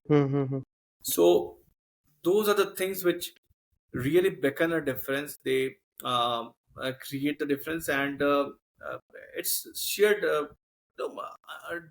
We had a bad luck that we couldn't see the people like Savarkar coming into the forefront of policy making. We needed the people like Savarkar, Netaji, and all these people who understood the problems holistically. I want to ask you to go much deeper into this, but because we will again connect and have a very deeper discussion around that. Your latest book, which is Babar the Chess King, just give us some snippets about this book. So I'll keep it a bit brief. And so this book, Babar the Chessboard King, which is out there in the market right now. It's available everywhere. I'll certainly ask people to go and get it. But this book is the first project of a long series on the history of the Timurids, whom we know as Mughals. They never called themselves the Okay. Mughals. So this first book elaborates a bit about the life of Babur. A bit, I say, because it's half of the life of Babur. Hmm. Half will be covered in the sequel, that is the next volume. And it also gives you a bit of glimpse about that what it meant to be living under the Timurid / Mughal rule. So it was certainly not a golden time as a lot of people want to project it as. People were becoming poorer. We saw one of the worst famine in that era, which was created by Shah Jahan. You can see we talk about Winston Churchill, Hmm. that he creating a famine of Bengal of 1943, where 3 to 4 million people died. But we don't talk about Shah Jahan, who created a famine in Surat, Malwa, Gujarat, and Deccan, which killed around 7.4 million people. And that famine was created by Shah Jahan. So, and that's the period when he was building the, or rather, had commissioned the Taj Mahal, while 7.4 million people have died at the cost of 4.18 crores silver coins. Right. So the Taj is all but the symbol of love. It's not the symbol of love as they tell it, and it's certainly a symbol of genocide, though it looks beautiful. Yeah. So there's so many facets which are hidden from us, and which comes out loud in the primary sources and the text written by their own historians. So I'm trying to collect all them together, bring the biographies of all these emperors in the form as they exactly were. And I would say that this would be the book to go for if one wants to look into the holistic history of this chunk of people from Babur onwards. And I did learn Farsi to read the Okay. original manuscript, and people will be surprised to know that a lot of people have worked on the history of the Mughals, but not many knew Farsi so far, or they didn't access the original manuscript. And I could see the errors in the translations as well, which were done in the past. So all I could say that this is a project towards de-Abrahamization of our historiography. I won't use the word decolonial, but rather de-Abrahamization, because if you de-Abrahamize, a lot of things will get in order, and that is what we need to do. We need to see the history in the right perspective. So that is how it is. Thank you so much, Abhash. And we intentionally left out, talking much about your book because we want you back soon on the show and talk about the book, get into the entire, history of Mughal, the invasions that have happened, and there's a lot to speak about. And thank you so much for being on the show for the first time, and we look forward to having you back again very, very soon. My And pleasure. I hope you too had a good time because we got a lot of perspective from you. Yeah, I really enjoyed being on your show. It was really a fun, interactive one. And generally, the shows are always interactive, but I'm saying it interactive because it was really a bit too interactive, and I loved it. And that is how it should be. Thank you So for I having think me. that leaves the door open for you to come back again. Yeah, for sure. Thank you so much, Abhash.